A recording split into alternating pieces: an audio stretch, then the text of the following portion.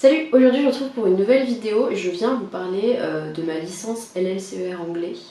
Il y a 2-3 ans environ, j'avais fait une vidéo sur ma première année de LEA anglais-espagnol qui avait été un fiasco total. Et à la fin de la vidéo, il me semble que j'explique que je vais me rediriger du coup en LLCE anglais. Et je trouvais ça intéressant 2-3 ans après du coup de faire un petit débrief sur la licence LLCE et un petit peu sur le même modèle que la dernière vidéo sur l'orientation que j'avais fait LEA. Ça va être une première partie où je vais vous expliquer de manière très factuelle qu'est-ce que c'est que la LLCE, quelles sont les matières, quels sont les débouchés, et après une deuxième partie où ça va vraiment être focus sur moi, mon expérience à moi, qu'est-ce que j'en ai pensé et qu'est-ce que ça m'a apporté ou non, etc., etc. Juste avant de commencer, je veux faire une grande distinction entre la LEA et la LLCE parce que si jamais vous vous intéressez à cette filière-là, vous savez que c'est différent.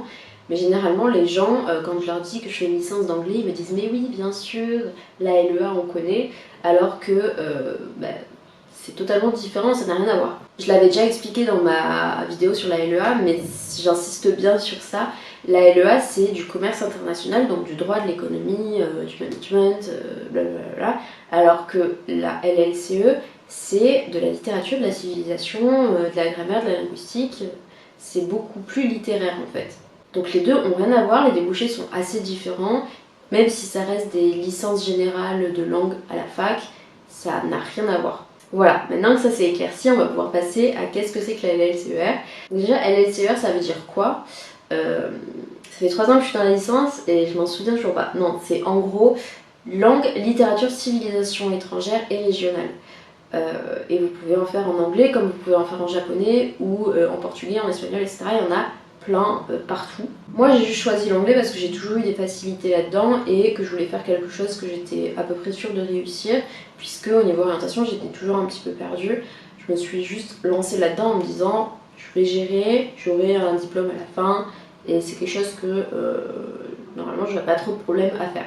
Donc ensuite concernant les matières que vous allez étudier, ça dépend beaucoup des facs. Enfin non, ça dépend des facs dans les détails, mais sinon les matières en général restent à peu près les mêmes. C'est-à-dire que vous avez de la civilisation britannique et américaine, vous avez de la littérature britannique et américaine, vous avez de la linguistique, de la grammaire, de la traduction, donc du thème et de la version, c'est-à-dire de l'anglais au français puis du français à l'anglais. Vous avez aussi des compréhensions orales, écrites, de l'expression orale. Après, comme je l'ai déjà dit, ça dépend des facs. Donc ce que je vous conseille, c'est juste d'aller voir le programme sur le site de votre fac. Généralement, vous avez toutes les matières d'afficher. Mais grossièrement, vous étudiez à peu près tous ces matières-là. Je sais pas si ça marche pareil pour toutes les facs, mais moi je sais que j'ai trouvé ça un petit peu spécial. En première année, en fait, j'avais une discipline associée. C'est-à-dire que ma licence, ma première année de licence, était partagée entre anglais et une discipline associée qui pour moi était les sciences du langage. Du coup j'ai trouvé ça un petit peu perturbant parce que j'étais là pour étudier l'anglais et au final je me retrouve à faire une sorte de double licence, pas au niveau de la charge de travail mais au niveau du pourcentage en fait de travail dans les deux matières. Et ça m'a un petit peu frustrée du coup parce que moi j'étais là pour étudier l'anglais et après j'ai compris que en fait c'était assez important parce que vu que LLCE ça a des débouchés assez fermés, ça permettait d'avoir quand même une ouverture plus grande à la fin de tes 3 ans, tu vois. Donc première année j'avais fait discipline associée sciences du langage. En deuxième année ils nous ont proposé soit de choisir une nouvelle discipline associée, soit en fait de faire un parcours centré anglais.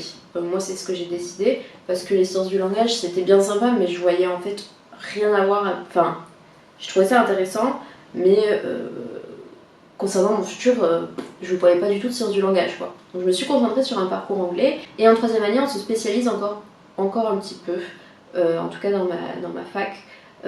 Dans une UE, donc dans une unité d'enseignement où il y a plusieurs matières, on avait le choix entre de la traduction, de la linguistique, blablabla. Encore une fois, c'est le fonctionnement de ma fac, je sais pas si c'est la même chose pour toutes les facs, vérifiez bien. Ça c'est pour la fac de Toulouse, Toulouse-Jean Jaurès, voilà. Ensuite je vais vous parler des débouchés. Moi j'étais rentrée dans la licence vraiment sans regarder les débouchés, c'est-à-dire que je voulais faire de l'anglais, après je m'en foutais un petit peu. Ça a été un petit peu bête de ma part, puisque maintenant je suis en troisième année et je suis un petit peu en mode ah, je fais quoi l'année prochaine. Mais en fait, vous avez 3 débouchés logiques à cette licence et au master du coup. C'est enseignant, donc enseignant d'anglais en France ou enseignant de français dans des pays anglophones, traducteur et interprète. C'est vraiment genre la suite logique Après la licence, tu fais un master et tu fais un de ces 3 postes. Mais il faut savoir aussi que l'anglais, actuellement, c'est un truc, tu peux l'utiliser dans tous les métiers. À partir du moment où tu as une dimension un petit peu internationale, l'anglais c'est un plus. Donc tu peux toujours, je pense, faire ta licence, faire tes 3 ans, avoir ton bac+3 en anglais et après te rediriger vers une autre filière, une autre licence ou un autre BTS ou je ne sais quoi pour compléter en fait ta formation. Parce que l'anglais c'est utile dans le tourisme, c'est utile dans l'hôtellerie, c'est utile dans la com, enfin vraiment c'est utile partout. Mais juste réfléchis bien, si jamais tu sais que tu veux faire de la com ou que tu veux faire du commerce international, bah, tu vas pas en LLCE, tu vas en LEA. C'est plus logique parce que tu auras déjà des bases du coup dans ces domaines-là. Bref. Aussi, chose importante à savoir, c'est que quand tu vas en LLCE, je sais pas comment ça se passe pour les autres langues, mais en anglais, tu ne viens pas pour apprendre l'anglais. En fait, tu arrives et ils attendent de toi que tu parles déjà anglais, tu saches parler anglais, t'exprimer, que ce soit à l'écrit ou à l'oral. Tu viens pas pour apprendre la langue en fait. Parce que tu vas attaquer avec des cours d'histoire, tu vas attaquer avec des études de texte, comme tu pouvais le faire en français quand tu étais au lycée. Sauf que là, ce sera tout en anglais. T'as aucune matière qui est en français, à part des accompagnements projets ou des trucs où ça va forcément avoir avec la licence, mais tout est en anglais. Donc si tu veux apprendre l'anglais, ne fais pas ça. Par contre, si tu es intéressé par la civilisation anglaise, donc l'histoire anglaise, américaine, britannique, la littérature, l'art britannique, américain encore une fois, et la théorie de la langue, donc la linguistique, les choses un petit peu plus, comment dire, oui, théoriques, donc de la linguistique, de la grammaire, etc. Là, oui, pourquoi pas LCE. Donc voilà, il faut aimer lire, il faut s'intéresser à l'histoire, et il faut avoir un intérêt aussi pour la grammaire et pour la linguistique. La linguistique, c'est une matière que j'ai l'impression dans ma promo, il y a pas mal de gens qui redoutent parce que c'est une matière qui est quand même assez scientifique. La linguistique de base, c'est une science. Et c'est vrai qu'il faut avoir un esprit un peu plus scientifique que littéraire dans cette matière-là en particulier. C'est pour ça qu'il y a un peu des gens qui ont du mal du coup. Mais bon, moi, personnellement, je trouve ça très intéressant. Et l'une des matières que je trouve les plus intéressantes que j'étudie actuellement, c'est la traduction. Parce que en fait t'as vraiment une recherche de comprendre, c'est clairement pas du mot à mot, ceux qui ont fait déjà de la traduction vous savez, mais genre t'es là à vouloir comprendre vraiment l'essence du texte et à vouloir le retranscrire et c'est beaucoup plus recherché que juste faire du mot à mot. Et la traduction du coup moi c'est une matière que je kiffe et qui pousse vraiment à la réflexion personnelle, c'est un peu moins ressortir du par cœur que la civile par exemple. Là on commence à rentrer un petit peu dans mon avis personnel. Mais voilà, moi mes matières fétiches c'est de la traduction et la linguistique. Traduction j'ai expliqué pourquoi et la linguistique c'est juste que je m'en sors bien. On ne sait pas pourquoi parce que moi j'ai pas du tout un esprit scientifique mais pour l'instant je m'en sors bien. Après prenez pas peur quand je vous dis que la linguistique c'est assez scientifique hein, parce que vraiment sur 10 UE, donc 10 unités d'enseignement, t'as vraiment genre une matière parmi une UE qui est un petit peu scientifique et encore c'est juste la façon de penser qui est scientifique, vous avez clairement pas des chiffres etc. Voilà, c'est très intéressant mais il faut juste s'accrocher un petit peu parce que c'est des notions que tu apprends par cœur au début. J'ai plus de batterie du coup, il y a moyen que le cadre ait un petit peu changé. Bref, du coup je parlais de linguistique il me semble, et c'est un petit peu le même système pour la phonologie j'ai l'impression, même si en fait je l'ai eu que l'année dernière, donc en deuxième année, au second semestre de la deuxième année, au quatrième semestre, et en fait avec le Covid forcément bah, j'ai pas vraiment pu étudier cette matière là, mais ça me semble tout aussi compliqué, voire plus compliqué que la linguistique. Donc à voir, je peux pas vous en parler parce que je l'ai pas vraiment étudié, pas suffisamment en tout cas, donc voilà. Qu'est-ce que j'ai pensé de la licence LLCE? Faut savoir que moi personnellement c'est un peu compliqué parce que j'ai trouvé ça facile, assez facile, sans forcément bosser. En fait en comparaison à ma première année de licence LEA, j'ai trouvé ça d'une simplicité. Vraiment à l'EA j'étais là à bosser et j'avais à peine 9 de moyenne alors que là j'avais facilement des 13-14 sans m'arracher au travail quoi. Donc, mais j'ai vu de tout type de profils dans ma promo qui y arrivaient plus ou moins, ça dépendait des matières et tout. Ça dépend encore une fois aussi de la fac, hein. Mais moi en tout cas personnellement je me suis épanouie parce qu'en LLCE je me suis retrouvée un petit peu comme quand j'étais en L au lycée parce que j'ai eu ce même décalage de quand j'étais en seconde générale, j'étais perdue, j'avais des matières qui m'intéressaient pas, et voilà. Et j'ai retrouvé un peu ce sentiment-là quand j'étais en LEA, de trouver ce décalage avec moi et les matières que j'ai étudiées. Et quand je suis allée en LLCE, j'ai eu le même sentiment quand je suis partie en L, c'est-à-dire de trouver un domaine qui m'intéressait et dans lequel j'étais douée. Donc j'ai eu ce sentiment un peu d'épanouissement, de réussir dans mes études et sans forcément aller dans les majors de promo, hein, mais juste de bien me débrouiller, que ça m'intéresse et que ça me dérange pas de rentrer le soir et de bosser sur ce que je fais, quoi. De bosser sur ce que je fais, de bosser sur ce que j'ai fait la journée. Moi, ce qui m'a un petit peu moins intéressée dans la façon de travailler, forcément, c'était les matières où c'était un petit peu du par cœur, du style civilisation et phonologie. Ça, c'est personnel à chacun, mais c'est vrai que moi, c'est pas forcément ma manière de travailler et j'ai dû trouver des petits stratagèmes pour que ça devienne un peu plus ludique et que je mémorise mieux que juste apprendre des dates par cœur et des événements par cœur parce que ça m'intéresse pas.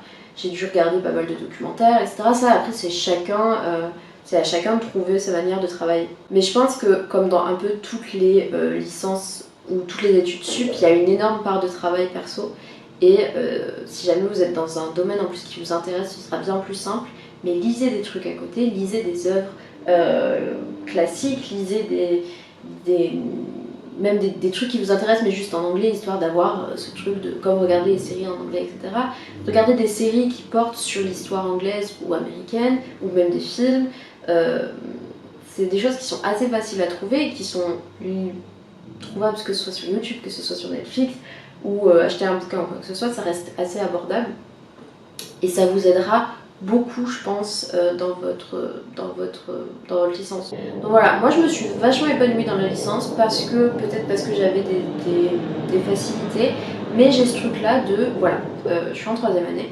Et l'année prochaine, il faut que je fasse un choix entre je continue un master en anglais ou je me redirige vers quelque chose de totalement différent, comme je vous ai dit avant. Parce que là, j'ai eu aucune professionnalisation, j'ai fait 3 ans de licence, enfin j'attaque ma 3e année, mais même pendant cette année-là, j'ai eu aucune professionnalisation, je n'ai eu aucun stage, concrètement, j'ai pas grand-chose à apporter à une entreprise ou à quelqu'un. Je me sens un petit peu pas comme si j'avais rien fait, parce que du coup j'ai quand même j'ai eu un enrichissement personnel et au niveau de ma culture et au niveau de plein de choses, mais professionnellement je sens que j'ai pas grand chose à apporter pour l'instant. Donc c'est vrai que ça c'est quand même un truc à bien réfléchir, je pense, avant de se lancer dans une licence LLCE ou tout type de licence, j'imagine, de bien penser que ce sera pas juste une licence en 3 ans en fait.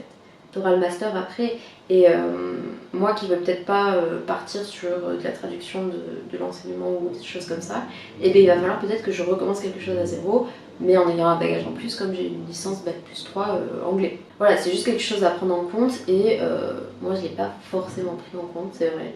Mais voilà, je pense qu'en vrai j'ai répondu à pas mal d'interrogations que j'aurais pu me poser quand j'ai commencé ma licence en tout cas.